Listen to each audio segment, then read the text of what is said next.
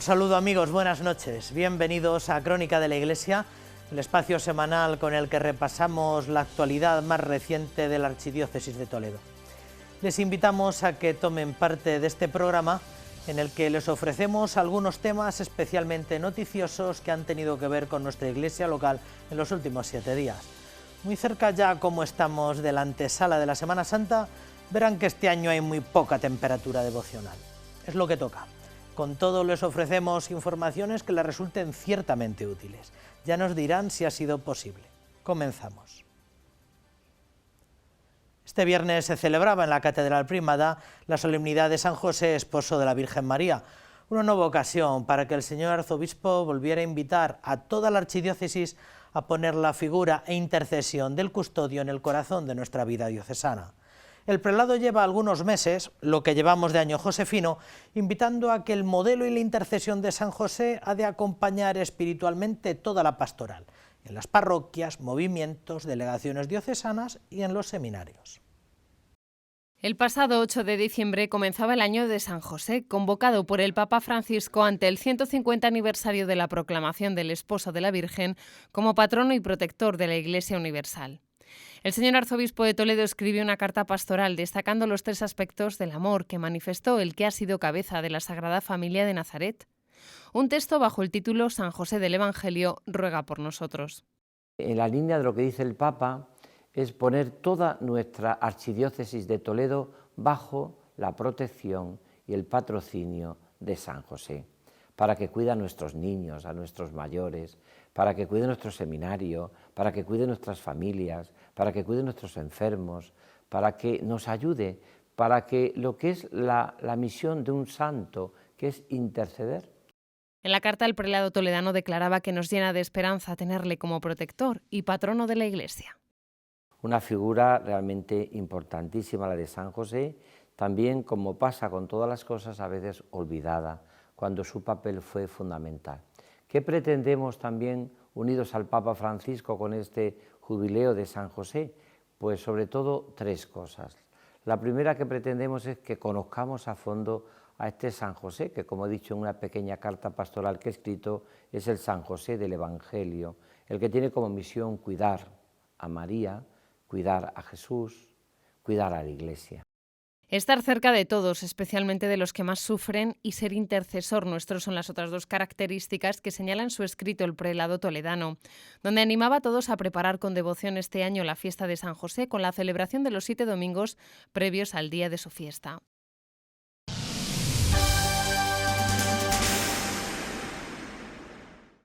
Rememora don Francisco en su escrito pastoral para este domingo quinto de Cuaresma que el Concilio Vaticano II, ese gran desconocido, recordó de nuevo a los cristianos la llamada universal a la santidad que hizo el Señor. Todos hemos sido llamados a la identificación con Jesús bajo la acción de la gracia para llegar a la plenitud de la vida cristiana, a la medida de Cristo. De hecho, Dios llama a los bautizados para que lleven este mensaje, el de la vocación a la santidad, a todo el mundo, recorriendo el camino de la comunión eclesial. Los santos nos sacan de todas las crisis. Con esta frase de Pablo VI subtitula esta semana su escrito semanal el señor arzobispo de Toledo. Y lo hace así para proponer que la llamada a la santidad es una llamada universal, tal y como quedó reflejado en el Concilio Vaticano II. Una llamada universal que le llega a todo hombre por el bautismo. Don Francisco Cerro define a los santos y dice de ellos que comparten los sentimientos del corazón de Cristo, que son los mejores hijos de la Iglesia y que son intercesores nuestros en el cielo. De hecho, San Juan Pablo II convocó 3 sínodos donde se trató el tema de la vocación a la santidad en los sacerdotes, en la vida consagrada y en los laicos. A cada uno de estos sínodos corresponde una exhortación apostólica diferente, donde sí que comparten la llamada a transformar el mundo según el corazón de Dios. Esto se convierte en una exigencia que recibimos por el bautismo, ya que, como dice el Papa Francisco, otro mundo sí es posible. Concluye su reflexión el señor arzobispo de Toledo, animando a todos a vivir esta llamada con fidelidad al proyecto del Señor, en comunión plena con la Iglesia y para la vida del mundo.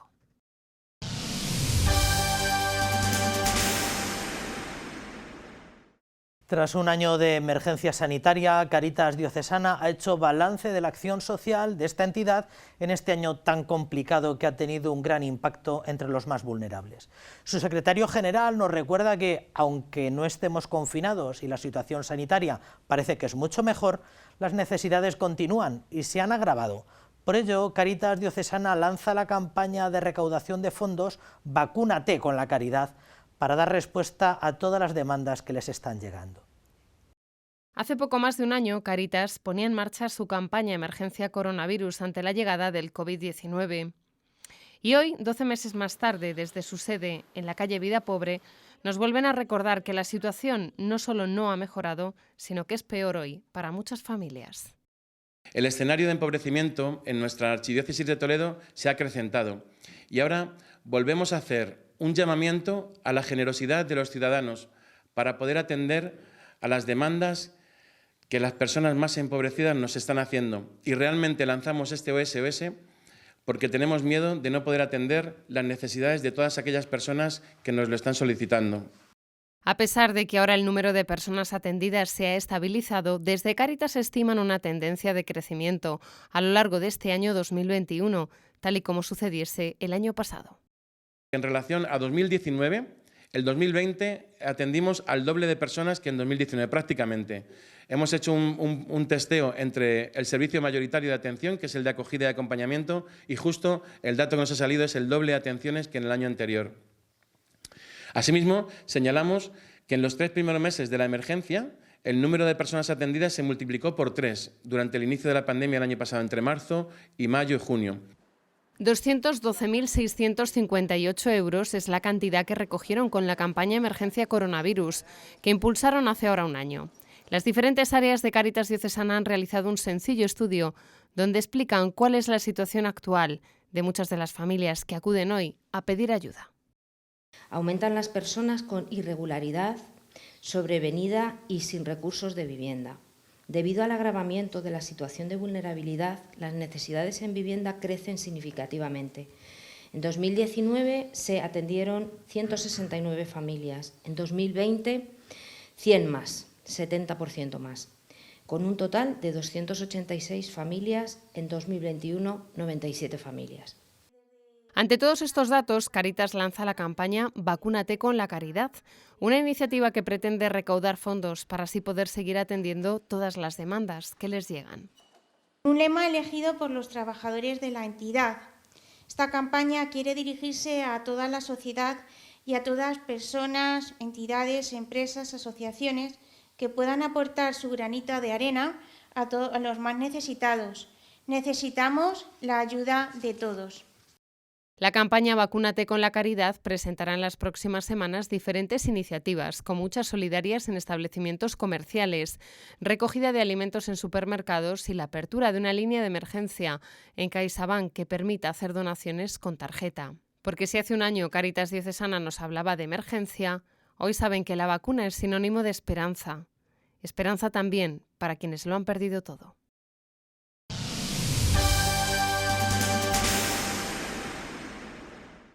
El Ministerio de Cultura ha puesto en marcha una actuación de emergencia para recuperar la cubierta y evitar el deterioro galopante del transparente de la Catedral de Toledo.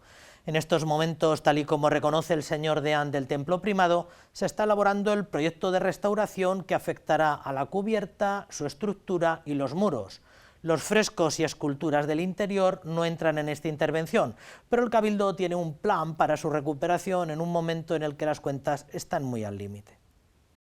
3 siglos después de la arriesgada solución arquitectónica de Narciso Tomé, que dio lugar al transparente de la Catedral de Toledo, esta máxima representación del barroco español será restaurada. El Instituto de Patrimonio Cultural, dependiente del Ministerio de Cultura, será el encargado de acometer estos trabajos calificados de urgencia.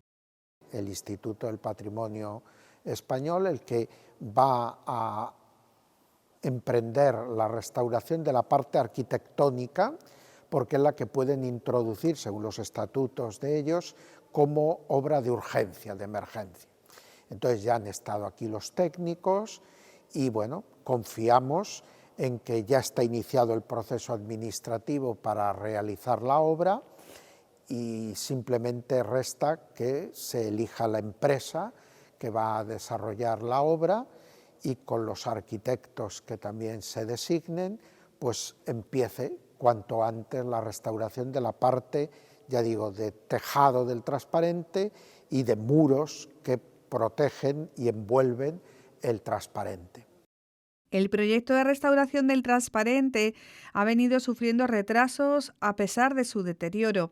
Primero fueron las obras de emergencia de la torre de la catedral y después la pandemia y la crisis económica que ha traído consigo.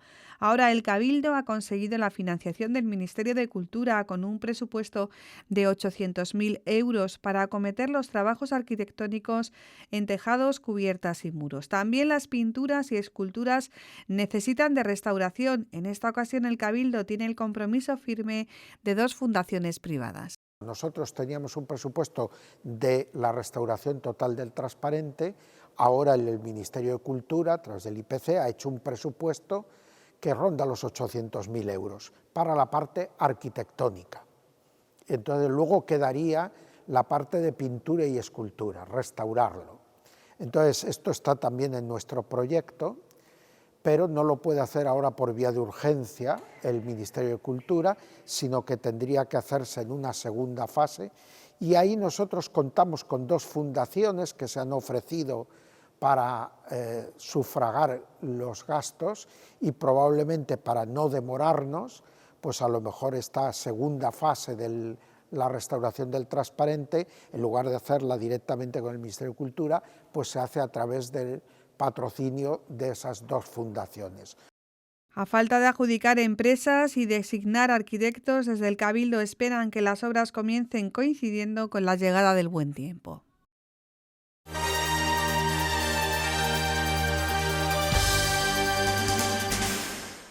Recuerdan que estamos en un año eminentemente josefino. Es un año dedicado a la figura y a la presencia de San José, y estamos justo en el fin de semana más josefino de todo el año, que es en el que se va a celebrar, o estamos celebrando, pues la solemnidad de San José, esposo y padre, y estamos celebrando la campaña del seminario. Para hablar de la presencia de San José o del papel de San José en la vida de la Iglesia, en la vida del seminario y en la devoción cristiana, tenemos el gusto de contar con el que desde hace unos meses, tal vez algunos años, es nuestro experto de cabecera en espiritualidad, que es don José María Alsina Casanova. Don José María, buenas noches. Buenas noches. Usted es el superior de los hijos de Nuestra Señora del Sagrado Corazón y además es profesor de espiritualidad, y queríamos preguntarle, ¿cuándo la vida cristiana, o cuándo los cristianos, cuándo la comunidad eclesial empieza a considerar la figura de San José? Pues relativamente tarde. San José, es verdad que en el Evangelio lo vemos inserto en el misterio de Jesús, unido a la Virgen como esposo y como padre de Jesús, pero en la reflexión cristiana y en la reflexión teológica va a tardar, va a tardar. Sí que evidentemente tenemos autores como San Agustín, donde ya dicen cosas muy importantes sobre la paternidad verdadera de San José y sobre la verdadera responsabilidad de San José con la Virgen, pero hay muchos autores que lo dejan bastante ladeado respecto al misterio, sobre todo para preservar el tema de la virginidad de María. Y habrá que esperar, ¿no?, hasta que lleguen tiempos, por así decir, modernos, especialmente con Santa Teresa, Suárez, que es otro autor muy importante respecto a la teología de San José, para que nos digan que San José es el santo que Dios ha querido poner de lleno, como esposo de María, como padre de Jesús aquí en la tierra, en el misterio de la Encarnación. O sea, que no va tan unido al papel de María, Concilio de Éfeso y toda aquella especie de desarrollo de la maternidad de la Virgen. Lo de San José va un poco desglosado y muy posteriormente, como Así dice. Es verdad que se encuentran algunos retazos, como el que he dicho de San Agustín y algunos más. San Jerónimo también habla sobre la paternidad de San José, pero no hay un desarrollo de la teología, tampoco popularmente San José es un santo que se le reconoce con un especial lugar, ¿no? De hecho, es muy significativo en la iconografía, en la pintura, ¿no? Las imágenes de San José que tenemos muy pronto son un hombre anciano, sí, un hombre que está relegado del misterio, ¿no?, hasta que aparezca San José bien metido en el misterio, y como un hombre joven tenemos que esperar, como decíamos antes, hasta que llegue, por ejemplo, Santa Teresa. Vamos a hablar de esos como 3 aspectos del prisma de San José. La devoción cristiana, el patrón de las vocaciones y el patronazgo sobre toda la Iglesia. Devoción cristiana. ¿Cuándo empieza a surgir cierta devoción cristiana? ¿En la época de la mística, Santa Teresa y demás? ¿Cuándo empieza a surgir cierta devoción en torno a la figura de San José? Precisamente Santa Teresa tiene un lugar muy importante, muy relevante. Ella, desde su propia experiencia, cuando cuenta en el libro de la vida, ¿no?, que no hay nada que le haya pedido al santo que no se lo haya otorgado, ella va a hacer que esa devoción a San José, que se extiende en primer lugar con la primera fundación que hace de la Encarnación a San José, se va a extender también con el cariño que infunde a las carmelitas a San José, pero también se extiende porque esa devoción que se vive en los Cármelos se va extendiendo también al pueblo cristiano y ya empezarán a surgir imágenes de San José, como la que tenemos del Greco aquí en Toledo. Empezará también a surgir la devoción popular, los devocionarios a San José en el pueblo cristiano, pero podemos cifrar la devoción del pueblo cristiano a San José a partir del siglo XVI, siglo XVII. De hecho, hay un dato muy significativo que recogía el doctor Prevost en una de las conferencias que dimos con motivo de una jornada que hicimos, es que los congresos josefológicos que se han hecho últimamente, el primero que se hace en el año 70, se dedica solamente un congreso para hablar de la devoción a San José en la Iglesia hasta el siglo XVII. Caramba. Y a partir del XVII, cada siglo necesita un congreso, un simposio. Esto es significativo de cómo se empieza a extender a partir del XVII la devoción y también la reflexión teológica sobre la figura de San José. El juego de palabras Iza José, que tanto se habló en los siglos de devoción potente de San José o de patronazgo más célebre 18, 19 y 20, ¿cuándo surge? ¿De dónde viene esta célebre frase bíblica, que no todo el mundo lo sepa, y el origen de todo esto? Sí, o sea, el origen, evidentemente ya los padres de la Iglesia, hay varios padres de la Iglesia que hablan de la relación que tiene el José del Evangelio con el José, hijo de Jacob. Ajá. Es evidente que hay similitudes, como por ejemplo, José es enviado a Egipto, sí, y José también, el padre de Jesús, es enviado a Egipto. José es el que va a proveer de los graneros del faraón a la familia, es decir, a los israelitas, y también José nos provee a la Iglesia de los graneros de la salvación, es decir, de la salvación que nos viene de Cristo, ¿no? Entonces hay mucha similitud que se desarrolla en los padres, pero que, como decimos, a partir del 16 y 17 va a ser ya muy notable, y especialmente en el magisterio moderno, el magisterio actual, aparece muchas veces la referencia que hay relación entre San José del Evangelio y José, que está en el libro de Génesis, en esa historia donde precisamente es el faraón el que le dice, id a José. Ahora es la Iglesia que nos dice, id a José.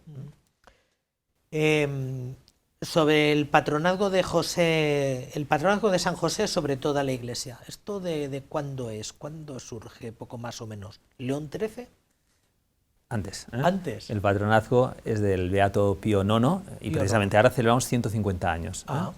Y es con motivo, precisamente, el Concilio Vaticano I, que se tiene que clausurar como consecuencia de la invasión de las tropas, y justamente ahí, en esas fechas, el Papa, que ya tenía muchos deseos, porque había muchas solicitudes por parte de los cardenales y los obispos de la Iglesia de que esto se realizara, proclama a San José como patrono de la Iglesia Universal, el Beato Pío IX. Luego, León XIII será el primero que publica una encíclica, ¿no?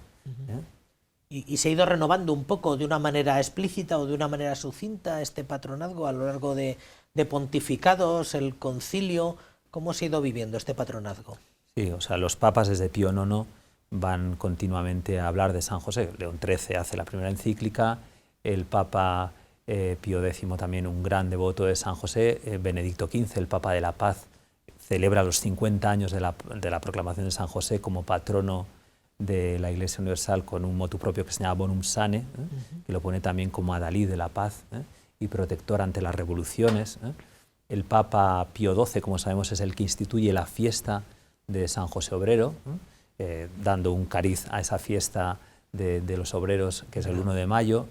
Luego tenemos al Papa Juan XXIII, que va a proclamar a San José patrono del Concilio Vaticano II. El Papa también Juan Pablo II con la encíclica importantísima Custodio del Redentor, Redentorus Custos. El Papa Benedicto XVI elogió las virtudes de San José y además tiene el dato de que se llamaba José. Yo recuerdo la Sagrada Familia cuando la consagró y dijo algo muy bonito, ¿no? ¿Quién iba a decir a Gaudí, que dijo que esta basílica la acabaría San José, que un papa llamado José iba a consagrar esta basílica, ¿no? Y luego pues tenemos al Papa Francisco, que es reconocida su devoción a San José. Son muchos detalles, el Papa Francisco de su devoción a San José, pero lo vemos especialmente en su escudo, donde está ese nardo que significa San José. También lo vemos el hecho de que comenzó su pontificado el día de San José, al mes prácticamente, y firmó el decreto de la Congregación para el Culto, en el que San José se incluía en las plegarias eucarísticas, aparte de la primera, las demás plegarias eucarísticas. Y luego también el Papa Francisco habla varias veces de ese San José que tiene en su habitación, que está dormido, debajo del cual pone unos papelitos con intenciones, ¿no? Al que le tiene mucho cariño. Y el cariño que le tiene a San José el Papa lo ha mostrado en este aniversario, en este 150 aniversario de la proclamación de San José como patrono, proclamando este año de San José. Sí, yo preparando un poco esto he redescubierto, o era la primera vez que sabía que el Concilio Vaticano II fue puesto bajo la protección de San José por Juan XXIII. De manera que ha sido una presencia como muy evidente a lo largo de estos últimos 200 años en la historia de la Iglesia. Y finalmente San José y la devoción cristiana, San José y esta especie de patronazgo de toda la Iglesia, San José y las vocaciones sacerdotales. ¿Esto de cuándo surge?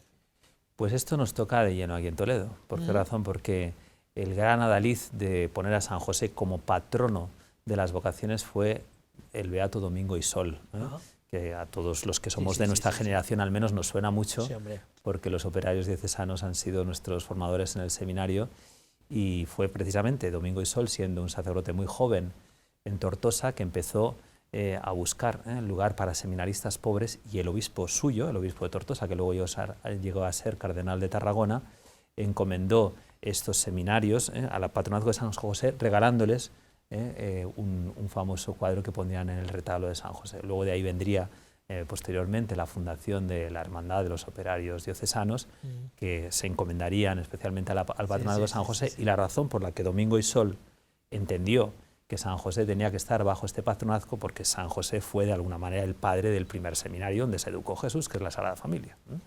Sí. O sea que prácticamente pues estos 100 y pico años, ¿es algo muy español o es algo que se ha extendido por todo el mundo? Bueno, es evidente que San José es patrón de las vocaciones por esta razón teológica, ¿no? Pero el día de San José, que se celebre aquí en España especialmente, la razón es porque Domingo y Sol lo difundió a través de los seminarios, que en la mayor parte de España estuvieron llevados por los operarios. Estamos viviendo este año un poco dedicado a la figura de San José. ¿Qué motivos han existido? Tal vez es un motivo eminentemente vocacional o de crisis vocacional, que es un poco lo que estamos viviendo inmediatamente en España. ¿Por qué un año dedicado a San José, don José María? Bueno, la razón fundamental es esta, que celebramos el 150 aniversario de la proclamación de San José como patrono de la Iglesia. Pero cuando uno lee la carta del Papa, Patris Corde, ve que el Papa está señalándonos algún elemento que es como muy significativo para este tiempo, que es la figura del Padre. A mí me parece que es como un elemento clave. Los papas habían hablado de San José como papas, como esposo de la Virgen. De hecho, en la plegaria eucarística aparece San José, esposo de la Virgen María. Habían hablado de San José como patrono de la Iglesia, pero el Papa Francisco ha querido hablar de San José como padre, como padre. Y aquí hay un elemento que es muy importante, es mostrar la importancia de la figura del padre y que el padre tiene que ver a San José. Padres, estamos hablando evidentemente de los padres de familia, pero también el tema de la paternidad, el tema de la autoridad, tema muy importante también en la Iglesia, cómo se tiene que ejercer la autoridad, que es fundamental dentro de la Iglesia, ¿no? Pues mirando a la figura de San José. A mí me parece como un elemento muy importante. El que has dicho vocacional, bueno, pues es añadido, evidentemente, cuando vemos las cifras de las vocaciones, que no solamente son de las vocaciones, que a veces hablamos de las vocaciones es como un signo de cómo está la sociedad, ¿no? Sí. Entonces, pues que San José aparezca como especial intercesor, protector, fomentador de las vocaciones en este momento, pues sin duda alguna es muy importante, y por eso este año se le está dando especial fuerza al día del seminario, ¿no? Poniendo a San José en este año, San José como intercesor. Y en nuestra diócesis se ha vivido de una manera especial. El arzobispo ha escrito una carta y, bueno, de algún modo en este fin de semana se ha encomendado la diócesis a la custodia de San José. No es propiamente una consagración, porque ahora tal vez pueda explicarnos. Se consagra, la diócesis se puede consagrar a al corazón de Jesús, a San José se encomienda. ¿Cómo lo vive o cómo le da la impresión que lo está viviendo en nuestra diócesis? Sí, el arzobispo le ha querido dar mucha relevancia este año de San José con esta carta y con este hecho concreto en el que va a confiar a la diócesis al patronazgo de San José, ¿no? El tema de hacer consagración a San José, el arzobispo le ha parecido más adecuado hacer este acto en el que confía, ¿no? Como dando más relieve a lo que es la consagración al corazón de Cristo, al corazón de María. San José no es porque no le dé mucha importancia, que se la da, sino como de alguna manera la figura de San José es el que cubre con su sombra, ¿no? Y le estamos pidiendo que esa sombra se difunda hasta el último rincón de nuestra diócesis, a todas las familias, a todas las parroquias, a todas las realidades, especialmente a los que más sufren, ¿no? Y esto es lo que el arzobispo ha querido pedir, ¿no? Entonces, es muy significativo lo que ha querido hacer don Francisco, nuestro arzobispo aquí en la diócesis, como confiando todo ese trabajo, que para él además es un trabajo que está comenzando, ¿no? Sí. Yo creo que también lo tenemos que ver como la labor que él quiere desempeñar a lo largo de los años de pontificado que Dios le dé a nuestra diócesis bajo el patrocinio de San José. Bueno, pues lo dicho, le pedimos a la gente que crezca en devoción a San José y que crezca en pedirle a San José que nos ayude, proteja y nos conceda muchas más vocaciones. Vamos a hablar de dos temas que tal vez le ocupan bastante más tiempo. En primer lugar, el aula del Sagrado Corazón, al que le hemos dedicado bastante tiempo en este espacio. Llevan 2 años, ¿cómo han sido estos 2 últimos años? El año pasado, el año de la gran pandemia, y este curso, ¿cómo han ido viviendo desde el aula del Sagrado Corazón? Bueno, como todas las realidades académicas, como hemos podido, el año pasado no pudimos tener, bueno, sí que pudimos tener la jornada de estudio, que fue precisamente eso de San José, y la tuvimos online. Que hubo 2 conferencias, y además que tuvimos, como ahora por online podemos hacer maravillas, hasta la presencia del nuncio que dirigió un saludo. El seminario que estábamos dirigiendo lo tuvimos que realizar de una manera, simplemente un trabajo que les pusimos a los seminaristas, ¿no? Y lo mismo la asignatura que impartimos en el bienio licenciatura. Este año hemos podido al menos realizar la jornada de lo que antes era un curso. Tuvimos una jornada que el padre Letel, carmelita, impartió sobre el acto de ofrenda al amor misericordioso. Estamos impartiendo los cursos en el seminario de licenciatura opcional, como otros años, y ahora estamos ya pues colaborando para preparar también ese simposio Iza José que celebraremos el 19 y 20 de junio. ¿En junio? Al final. ¿Será presencial? ¿Qué opciones hay?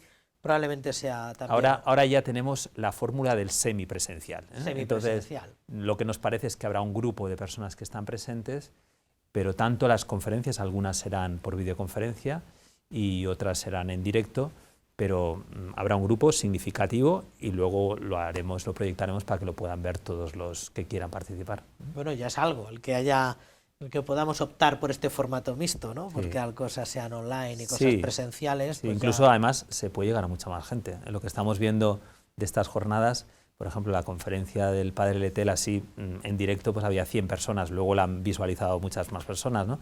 Pero está quizás llegando a más gente. No sabemos si las ven todo el rato o si detrás de la pantalla está todo el mundo, pero lo cierto está en que yo creo que llega más gente. Es muy misterioso todo esto, ¿no? Es como la última vez que hubo algo presencial fue en Mercedes Palet, que lo recordamos perfectamente porque estuvo por aquí con nosotros muchos días, además, me parece. Sí. Que fue aquello de la cedia, me parece recordar. Sí. Y que tanto provecho también, tanto provecho tuvo para tantas personas. Entonces, el aula del Corazón de Cristo, pues más o menos lo que tiene en agenda es lo de junio, ¿verdad? Sí, ahora lo que tenemos más directamente es el simposio, que ya lo tenemos bastante formateado, ¿eh? El plan va a ser 2 días con 2 conferencias por la mañana, una de tipo más teológico, otra de tipo más pastoral. Ya incluso tenemos pensadas las pastorales, una hablará sobre San José y la figura del Padre, otro de San José y la buena muerte, el tema de la eutanasia. ¡Ay, qué bueno! Y luego por la tarde vamos a tener por un lado un acto que en principio será la capilla de San José, que sea un acto oracional, también de tipo cultural, con motivo de este tema que estamos de la cultura aquí en la diócesis. En la capilla de San José se refiere... San José. Nuestra idea es además que eso se proyecte y lo podamos ver. O sea, tenemos pensado también que vaya el la capilla diocesana, para que dirijan también un canto. Entonces estará el arzobispo, una persona que dirija un poco la parte cultural en la capilla diocesana. Y luego al día siguiente estamos pensando una cosa muy bonita también por videoconferencia, que es conectar 4 o 5 sitios con realidades muy importantes que hay de San José en la iglesia. Por ejemplo, el santuario de Montreal de San José, perdón, la basílica de Montreal de San José, Monseñor Dominique Rey, que también tienen allí una aparición de San José en Cotignac.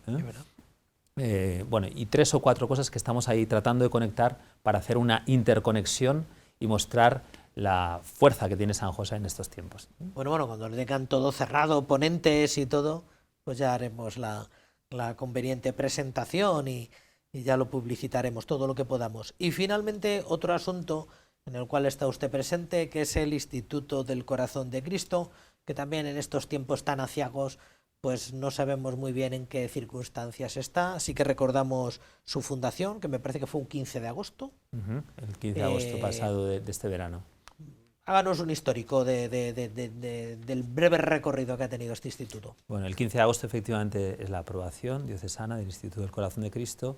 En septiembre, ahora la fecha exacta no me acuerdo, tuvimos ya lo que es la composición del instituto y la votación de los miembros. El nombramiento de los miembros fue el día de Santa Teresita, precisamente de todo el Consejo de Presidencia.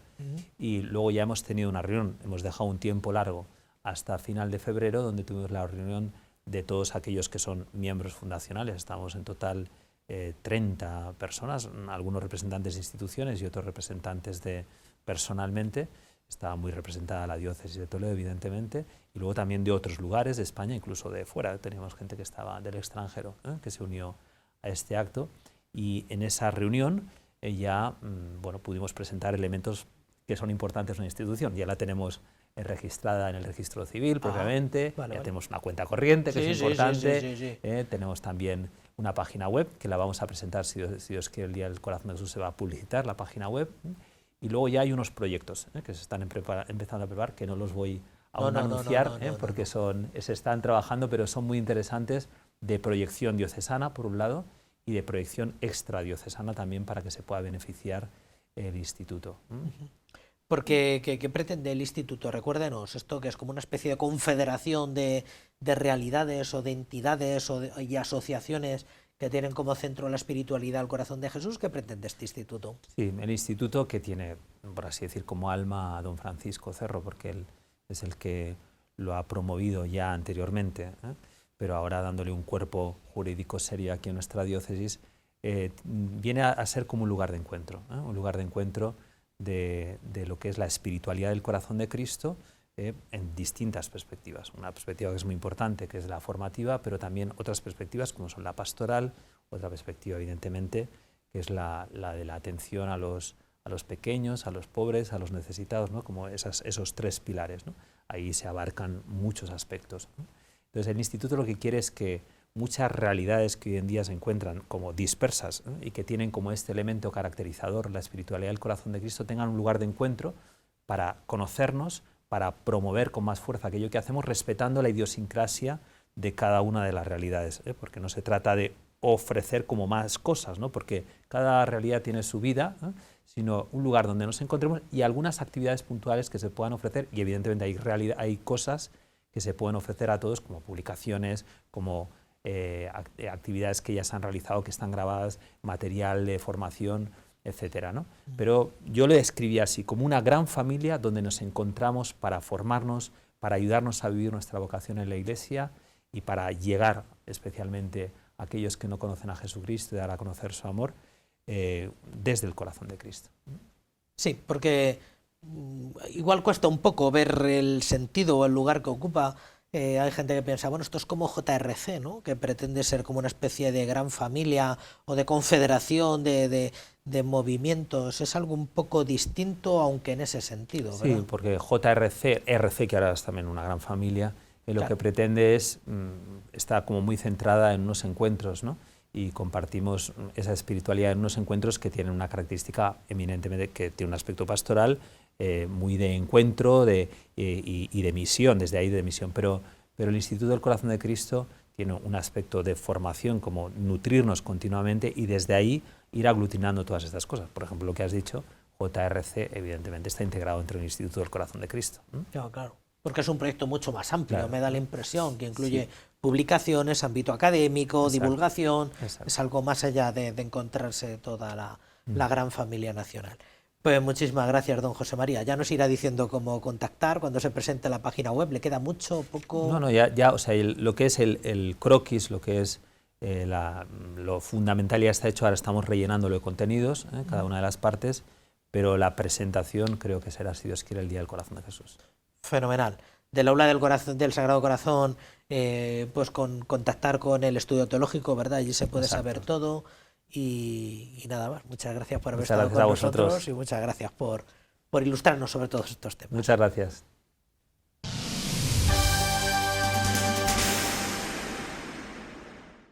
Desde el inicio de la crisis sanitaria, las clarisas del convento de Santa Isabel, al igual que el resto de las comunidades de vida contemplativa de nuestra archidiócesis, no han dejado de rezar por todos nosotros.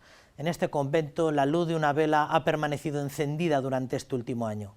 Esta vela es el discreto símbolo de toda la vida de clausura que ha incrementado sus oraciones y sacrificios a lo largo de estos meses para pedir por el fin de esta pandemia que no cesa. Mujeres que, al fin y al cabo, hacen de su vida una ofrenda. Una vela perenne durante este año de pandemia. Es el coro del convento de la Iglesia de Santa Isabel.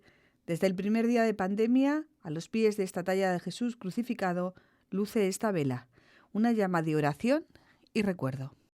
Está encendida de día y de noche para pedir por todas las personas que están sufriendo, padeciendo, por los sanitarios, por las personas que están muriendo solas, por todos los familiares que no pueden acompañar a sus familias en estos momentos tan difíciles. Con ese motivo está encendida esta vela. Durante todo este año, la comunidad de clarisas franciscanas ha tenido en este coro su lugar de oración por todas aquellas personas que han sufrido y están sufriendo en este tiempo de pandemia. También por todos aquellos que se han acercado a ofrecer su ayuda a esta comunidad tan querida en la ciudad de Toledo. Gracias a Dios ha habido muchas personas que se han ofrecido, personas incluso que nos han traído compras, sin nosotras, personas que en cualquier momento las teníamos disponibles con un coche en la puerta para que no tuviésemos que estar mucho tiempo en la calle. La verdad que sí, no nos podemos quejar. En lo escondido, en su clausura, esta comunidad de religiosas ha velado y orado por todos aquellos que han sufrido y siguen sufriendo en estos tiempos de pandemia. Una vela por la pandemia, una llama que no se apaga, una luz de esperanza en tiempos de incertidumbre para iluminar nuestro día a día.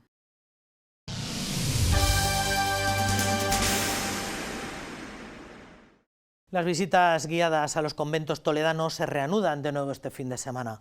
Se trata de una iniciativa que ayuda a un tiempo a las comunidades de vida contemplativa y a los guías turísticos de la ciudad en este momento de búsqueda de nuevos caladeros.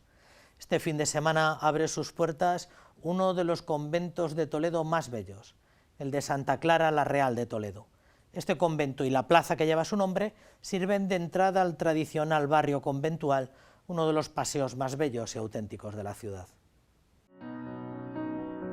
El patio de los Naranjos, las yeserías, el coro, la iglesia o el claustro, además de la sala de profundis o la sala capitular, serán las estancias que se podrán recorrer este fin de semana gracias a las rutas solidarias organizadas por Guías de Toledo.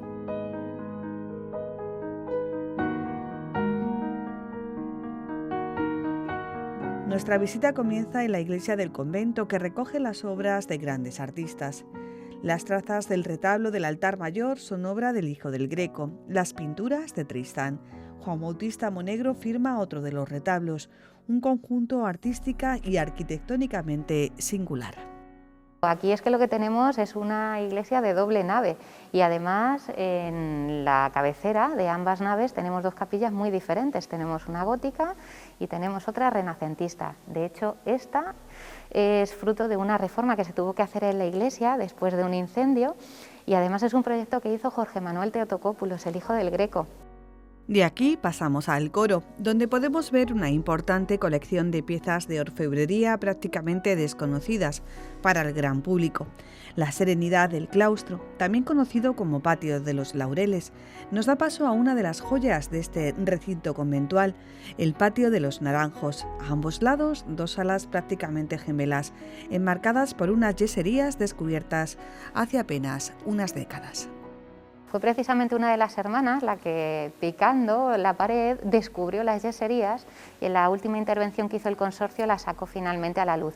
Y ha sido todo un acierto porque este patio, el Patio de los Naranjos, corresponde precisamente a uno de los palacetes más antiguos que conforman el convento. A mano derecha la sala capitular y a mano izquierda la sala de profundis. Es el refectorio en el que podemos encontrar piezas de azulejería originales, una importante colección de enseres domésticos y en el techo un artesonado policromado. Las visitas comienzan el viernes por la tarde y se prolongarán en horario de mañana y tarde durante todo el fin de semana. Es imprescindible realizar reserva previa.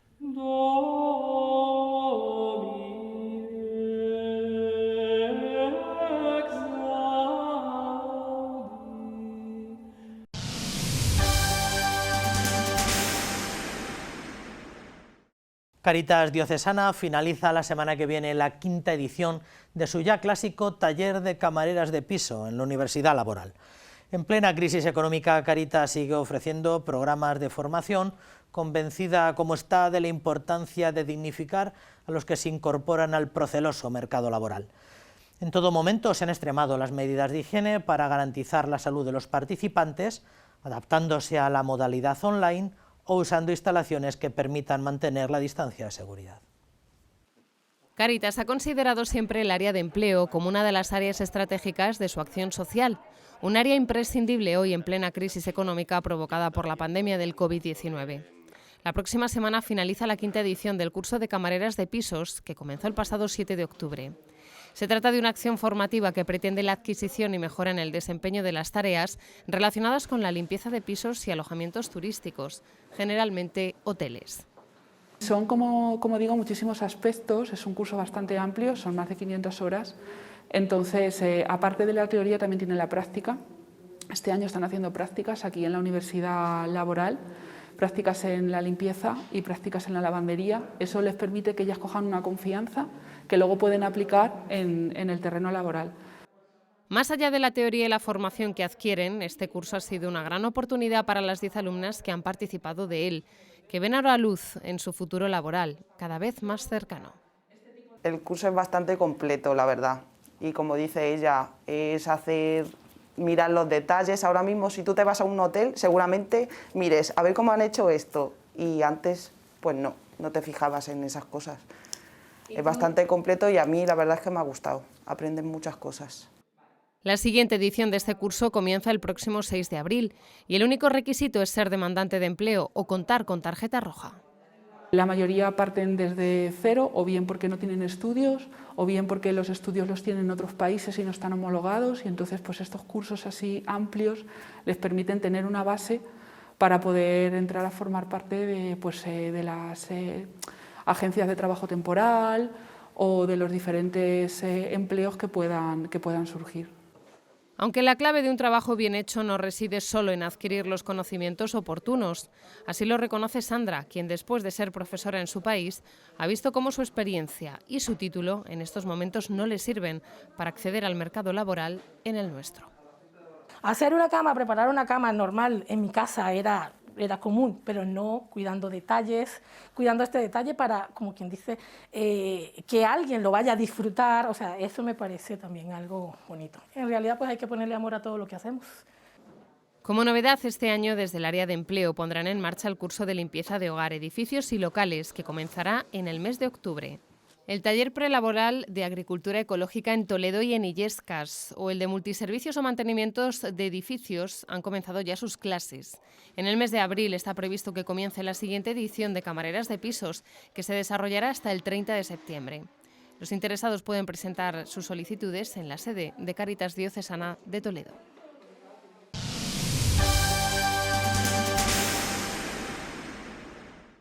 Más de 7 millones de personas marcaron la X a favor de la Iglesia Católica en la declaración de la renta, lo que supone más de 100.000 personas más que en años anteriores. La Comunidad Autónoma de Castilla-La Mancha lidera el número de personas que ayudan a la Iglesia en la declaración del IRPF, con más de un 45% de adhesiones. Con todo, la Conferencia Episcopal precisa que estas cifras, que corresponden al año 2019, no hacen visible todavía las consecuencias económicas de la pandemia. 7.297.646 personas marcaron la X en la declaración de la renta, lo que supone, contando las declaraciones conjuntas, que más de 8,5 millones de contribuyentes confían en la labor de la Iglesia. El 32,15% de las declaraciones marcan la casilla de la Iglesia, con lo que la Iglesia recibe 301 millones de euros. Cada contribuyente que marca la X aporta de media 35,4 euros a la Iglesia, sin que por ello pague más ni le devuelvan menos. Castilla-La Mancha es la comunidad autónoma donde mayor porcentaje de personas decide colaborar con la X en su declaración de la renta al sostenimiento de la Iglesia, el 45,18% de las declaraciones, seguida por La Rioja, Extremadura, Murcia y Castilla y León, todas ellas con porcentajes superiores al 40%. En el otro extremo, Canarias, Galicia y Cataluña marcan las tasas más bajas de asignación. En Castilla-La Mancha se recaudó, gracias a la aportación de la X, 10.225.907 euros en la campaña correspondiente al año 2019, frente a los casi 9,5 millones recaudados en el anterior ejercicio. En el cómputo nacional, en la declaración de 2019, la cantidad destinada por los contribuyentes a la Iglesia Católica aumenta en 16,6 millones de euros y alcanza los 301 millones de euros, un incremento del 5,85% con respecto al año anterior, lo que permitirá una ayuda más eficaz a las personas que más lo necesitan.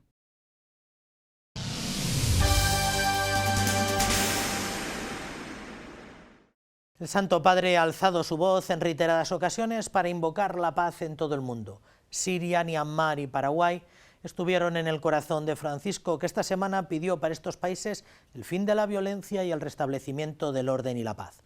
Francisco realizó estas exhortaciones en medio de una abigarrada agenda donde reservó un espacio particular para vivir la Cuaresma.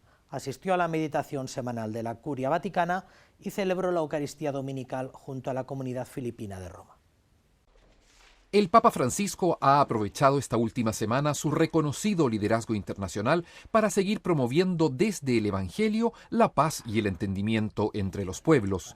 Todo esto se funda en su profunda relación con el Señor, que alimentó el viernes 12 de marzo con la tercera meditación de Cuaresma ofrecida por el cardenal Raniero Cantalamessa a toda la Curia Vaticana.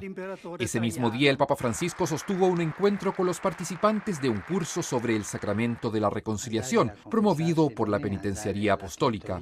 Para todos ellos, un renovado llamado a ejercer el ministerio de la confesión con acogida y delicadeza. Así que el primer paso para una buena confesión es precisamente el acto de fe, de abandono, con el que el penitente se acerca a la misericordia. Todo confesor, por tanto, debe ser capaz de asombrarse siempre de los hermanos que por fe piden el perdón de Dios y también, solo por fe, se abandonaron a Él, entregándose en la confesión. El dolor por los pecados es el signo de ese abandono confiado al amor. Y del aula Pablo VI, el pontífice se trasladó a la Sala Clementina, donde lo esperaban los miembros del equipo de waterpolo de la ciudad de Génova, a quienes animó a practicar el deporte siempre con espíritu de equipo.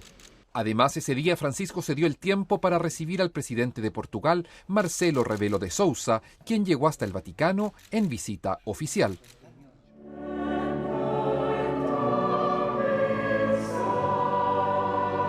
El cuarto domingo de Cuaresma, Francisco lo celebró con una misa dedicada especialmente a conmemorar los 500 años de la llegada del cristianismo a Filipinas.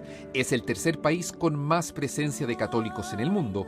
Muchos de ellos viven fuera de su tierra y algunos de los que están en Roma llegaron a esta Eucaristía en la Basílica de San Pedro, siempre caracterizados por la alegría con que comunican su fe. Il contenuto del Vangelo infatti non è una idea. El contenido del Evangelio, en efecto, no es una idea o una doctrina, sino que es Jesús, el Hijo que el Padre nos ha dado para que tengamos vida. Jesús es fundamento de nuestra alegría y no una bella teoría sobre cómo ser felices, sino experimentar que somos acompañados y amados en el camino de la vida.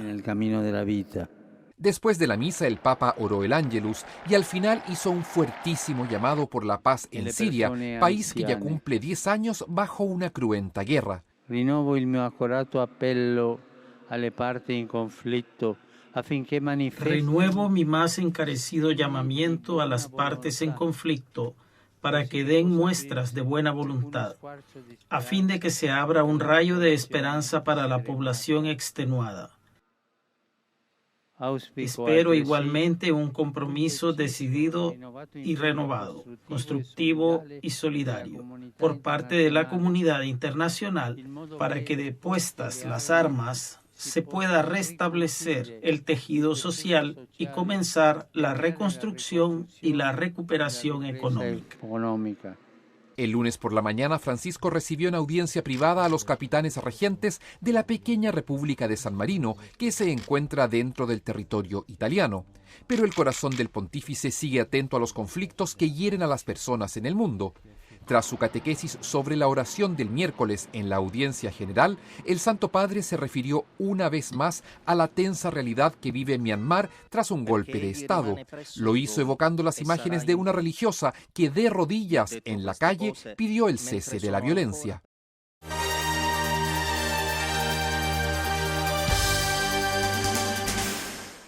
Muy bien, pues hasta aquí nuestra crónica semanal. Les invitamos a la semana que viene para darles información puntual de nuestra vida eclesial y cerrar nuestro trimestre en las puertas de la Semana Santa. Ya saben que pueden volver a visionar todos estos contenidos y muchos más en el canal de YouTube del que dispone Radio Televisión Diocesana. Quédense ahora con la mejor programación, que es la que humildemente podemos ofrecer desde el canal diocesano de televisión. Sigan siendo prudentes, sigan mirando al cielo. Hasta la semana que viene.